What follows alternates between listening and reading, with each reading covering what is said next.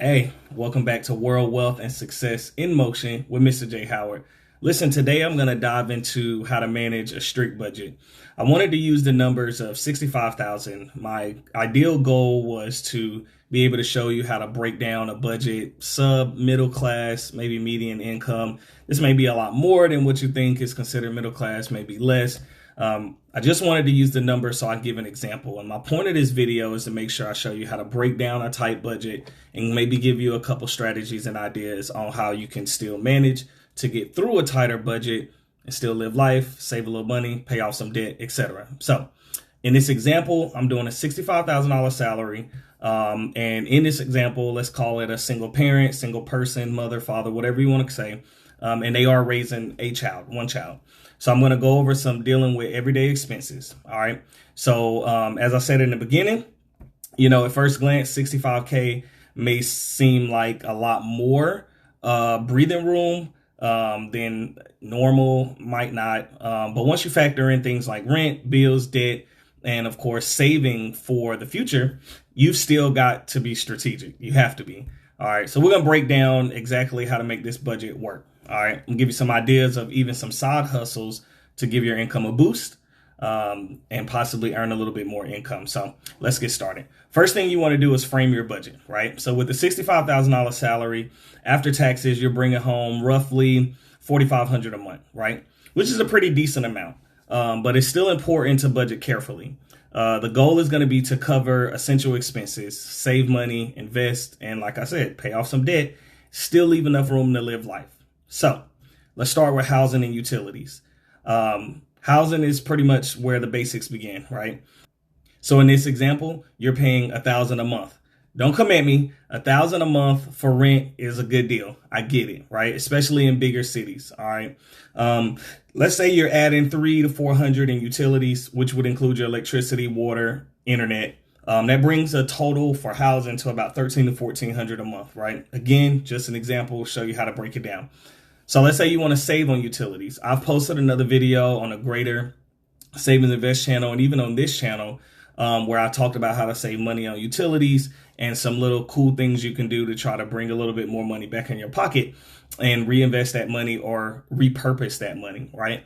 So if you want to save on utilities, some simple habits like turning off lights when they're not in use or setting the thermostat a few degrees lower can help. Even in small savings in your bills, right? It can add up over time. Groceries and transportation is probably the next sector. Feeding yourself and a child, it has to happen, right? You have to eat.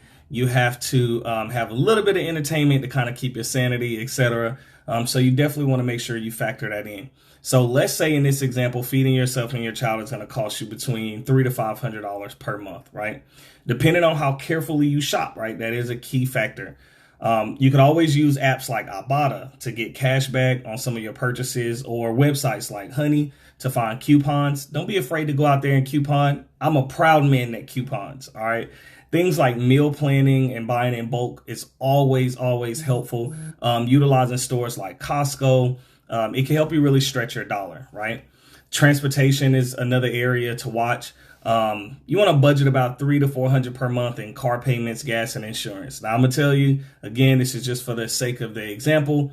I pay a little bit more than $300 per month for all three of those things, but there's a lot of different things you can do to save money in these areas, whether it's, making sure you have a car or a vehicle with a safe and positive interest rate. If you need to refinance, do what you need to do. Save money on gas, maybe by carpooling, taking advantage of some of those things. And then, of course, insurance every year. Don't be afraid to shop around. Now, I know there's a lot of different apps you can put in your data, your information about what you're paying and to who you're paying it to. And they may do a little negotiation on your behalf, but they'll shop around and show you other companies that offer the same service, if not better, and help you save a little bit of money. So car payments, gas, insurance, right? Just like I said on those various apps, I'll name a couple. I know like Gas Buddy, you can use to find the cheapest gas stations near you. There's another one where you can upload receipts and get some cash back, and I'll share that down in the details below. Let's dive into childcare and debt and how to deal with that. So childcare is obviously a significant expense. Especially if you're working full time between after school programs and extracurricular activities, your minimum $600 per month. Now, while it's hard to cut back in those areas, I definitely encourage you to look for some community programs or scholarships to offset some of those costs. I know if you're like a federal employee or military, there's a ton of benefits out there to try to assist you with some of those costs. And then there are some tax worthy incentives that you should look into as well. And then not sure how deep you get into the political realm of things, but make sure you vote with your pockets. I know there is a candidate who is proposing a lot of things to make sure that there are more tax incentives or deductions available for single parents or just for parents in general. So won't dive too deep into that. Just make sure you pay attention. Now, the debt side of things, right? It's always smart to allocate $300 to $400 a month to pay off any outstanding loans or credit cards, especially those high interest debts. Make sure that you focus on those first so you can save more money over time, right? Point being, utilize the tools that are out there. There are things like Credit Karma, the Experian app, and you can track your progress and move to see where your score increases. Again, take advantage of the negotiation pieces as well, where they can reach out to people to lower your bills, maybe settle on your debt for a little bit less. And there's a lot more information about that in some of the other videos on my page. So take full advantage. That dives us into the saving and investing sector. Even on a tight budget, investing in your future is crucial, right? You want to set aside in this budget at least $200 to $300 a month for savings and investments. Utilize the apps out there like Stash or Acorns or Robinhood. Excellent tools for beginners. I use all of them. It allows you to start with very small amounts, so you don't have to go in swinging for the heels in this, right? So, for example, Stash. It'll let you invest as little as $5, and it'll get you fractional shares of big companies. Or like Acorns, right, where it rounds up your purchases to the nearest dollar and invests the spare change for you, which makes it easy for you to invest and you don't even have to think about it, right? And then you want to keep track of it, right? Set your goals, and you can play around in the apps with the different settings and make it work for you, right? Another important tool for parents is a 529 plan. And 529 is a tax advantage savings plan designed to encourage savings for future education costs. All right, so let's say in this savings plan, you save around $100 a month in a plan that will grow over time. So when your child is ready for college, they have a solid fund set aside for tuition and other expenses. Best part about it, things like the 529 plan grow tax-free. And withdrawals used for qualified educational expenses are also tax-free. So make sure whatever plan you're looking at has some tax benefits and is not going to hurt you over time if you do have to pull from it for educational costs, right? Cutting costs and smart spending. You can also save by cutting costs and everyday spending. So, for example, grocery store, check for deals. Those coupons or those magazines that come in the mail all the time. I'm guilty of getting rid of them. Sometimes you can use those coupons to bring your food bill down. Consider buying in bulk at discount stores for non-perishable items. Stack that tissue up, whatever. For clothing and household goods, try secondhand stores or online marketplaces like Facebook Marketplace to save more money. I like to add in there, try eBay, right? Don't be afraid to use used items where you can. Save some money, right? I know a lot of people like to use their Prime and go straight on Amazon. I got it. I'm guilty of it. But the reality is Prime is a group of, Amazon services allows people to become sellers, which they can go and buy in bulk and sell it to you on Amazon. And you pay that convenience fee of, I can get it next day without going to the store.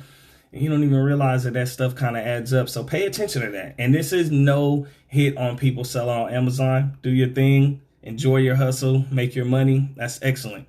I'm just warning everybody that's buying from you that you may be able to save some money doing it in a different way. All right. So for entertainment, you want to make sure that you look for free or low cost activities like taking your child to the park, maybe library events, local community gatherings, concerts. There's free things out there. It's no need to always spend a lot of money just to have fun with your family. Go ahead and save some money, enjoy some art, and do some things that you'll both enjoy without breaking the bank. All right.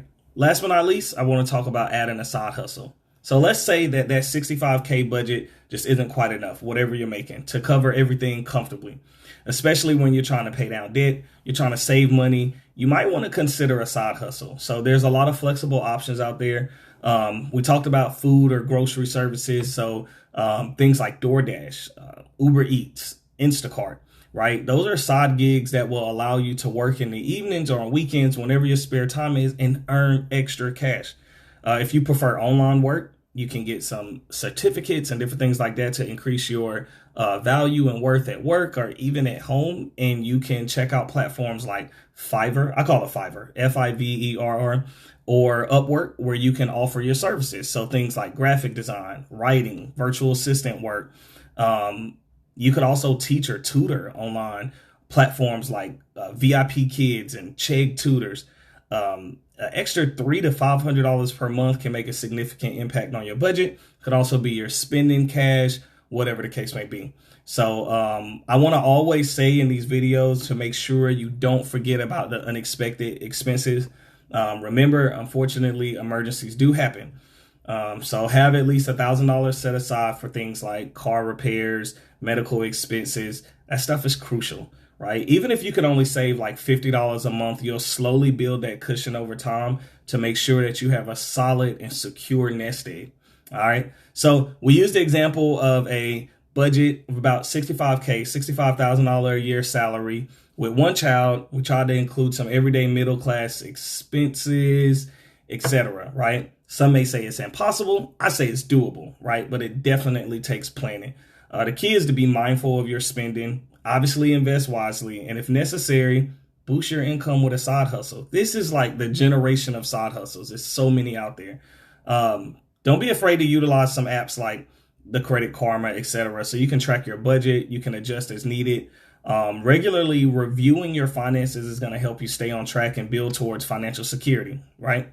So thanks for tuning in. Don't forget to subscribe for more tips on managing your money and building wealth. I'm here doing it with you, no matter your budget. Until next time, please like, subscribe, comment. Let me know what you want to talk about next. Let's continue on this journey towards financial freedom. Thank you.